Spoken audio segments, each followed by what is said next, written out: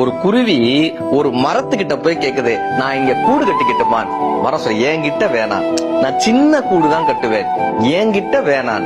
இல்ல நான் ரொம்ப வெயிட் எல்லாம் கிடையாது, நான் சின்னதா ஒரு கூடு கட்டி, என்கிட்ட நீ கூடு கட்டாத, வேற ஏதாவது ஒரு மரத்தை போய் பாரு, என்கிட்ட வேணான்னு அந்த மரம் சொல்லுது. இப்ப இந்த குருவி ரொம்ப வருத்தத்தோட இன்னொரு மரத்துல போய் கூடு கட்டுது.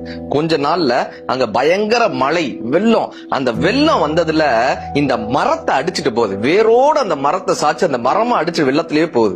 இப்ப இந்த கூட்டில் இருந்த குருவி அந்த அடித்துட்டு போகக்கூடிய மரத்தை பார்த்து சொல்லிச்சான், உனக்கு தேவை, உனக்கு தேவை, எனக்கு கூட்டுக்கு இடம் தர மாட்டேன்னு சொன்னேன்ல, உனக்கு தேவை, உனக்கு தேவை. அப்ப அந்த மரம், அடித்து சென்று கொண்டே இருக்கக்கூடிய மரம் அந்த குருவியை பார்த்துட்டு சொன்னதான், உனக்கு தெரியுமா, நீ வந்து கூடு கட்டணும்னு கேட்கும் போதே நான் வேர்கள்ல வலு இழந்துட்டேன், என் வேர்கள்ல சக்தி இல்ல, நான் உயரமா இருந்து இந்த ஏரிக்கரையை பார்க்கும் போதே எப்படியும் வெள்ளம் வரும்னு எனக்கு தெரிஞ்சது, ஒருவேளை நான் அடித்து செல்லப்பட்டா உன் கூடும் அழிஞ்சிருமேன்னு சொல்லிதான் என்கிட்ட கூடு கட்ட வேணான்னு நான் உன்கிட்ட தயக்கத்தோட சொன்னேன். உனக்கு வேணான்னு சொல்றதுக்காக இல்ல, நான் வலுவிழந்துட்டேன்ற காரணத்தினாலும் என்னால் நீ அழிந்து விட கூடாதுன்ற காரணத்தினாலும் தான் நான் வேணான்னு சொன்னேன்னு அந்த மரம் சொல்லிச்சாங்க. என்னைக்குமே ஒரு பிரச்சனை வரும்போது அடுத்தவர்கள் பக்கம் இருக்கக்கூடிய நியாயங்களை புரிந்து கொள்ள முயற்சி செய்யுங்கள். ஒரு குழந்தையை தூக்கி செல்லக்கூடிய ஓநாயின் பக்கம் இருக்கக்கூடிய நியாயம்